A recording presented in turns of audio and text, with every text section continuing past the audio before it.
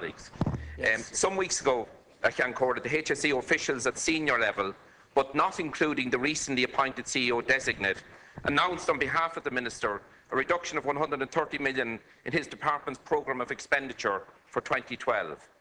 Those reductions in so many critical services stem directly from the absolute mishandling and presentation by the Minister of the Health estimate for this year. We all realise the particular challenges in the funding provision for health, but regardless of such challenges, that estimate has to be managed properly right from the start of the year. It was pointed out repeatedly from early on this year that the estimate did not stack up. In the immediate aftermath of that announcement, we had Government Oireachtas members distancing themselves as far as possible from Minister Reilly. Strikingly, we even had Minister Burton refuse on more than one occasion to express confidence in Minister Reilly. The non-working relationship between ministers in the Department of Health has been well documented. Such non-working relationships are also damaging to the implementation of department plans and governance. What leadership is that? Ministerial colleagues were not informed by Minister Reilly of those cutbacks or the resignation of the former CEO of the Health Service Executive, Mr McGee. Those strained relationships have to be to the detriment of providing services in what are challenging times.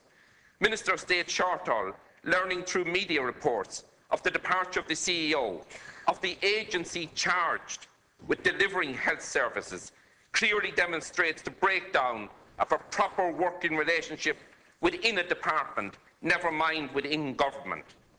We all understood that Minister of State Shortall had been delegated responsibility for the primary health sector, but we learned through the extraordinary correspondence between the two ministers, Minister Reilly and Minister Shortall, that no such delegation of powers had been effected 18 months after those ministerial appointments. That correspondence dealt with the blame game over budgetary overruns in primary care. Minister Shortall clearly identified the overrun problems as emanating directly from Minister Reilly's failure to generate savings on the drugs bill or through recruitment from the insurance companies. Clear commitments had been given at budget time by Minister Reilly to effect such savings, and failure to do so has now impacted on people with disabilities and the elderly. Where is the accountability when a minister fails to bring through government the delegation of powers to a Minister of State in such a critical area of administration? 6 months ago, the then HSE CEO warned of the impending difficulties with the health estimate, and that was brought to the attention of Minister Howland's department as well. 2 minutes, Deputy. Thank you, Can Corda. Over the years, we have had particular difficulties in the North East with a reconfiguration of services, with a number of hospitals in Louth and Dundalk, Louth County, Navan, Monaghan and Cavan. Over the years, there has been a reconfiguration of services. That reconfiguration has not been complete, but the reconfiguration that has taken place has brought improved services in many areas. And those of us in public life had to deal with particular difficulties over the area. Minister Howland was there, Minister Noonan, Minister Martin, Minister Cowan, all dealt with those issues. But we faced up to those issues with the need to put the patient and safety first.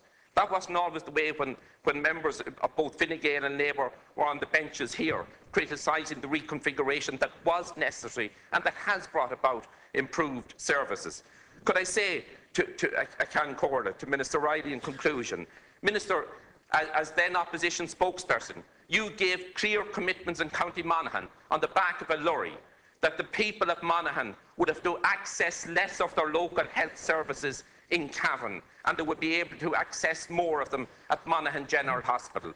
The phrase, if Minister Reilly is interested in listening, that he used at that particular time, less of the patients from Monaghan will travel the Cavan Road to access health services. Well, what has happened in the past 18 months? The minor injury unit at Monaghan General Hospital has had its hours of opening reduced and services reduced. A proposal to develop a medical assessment unit at that hospital has been reviewed and reviewed and reviewed.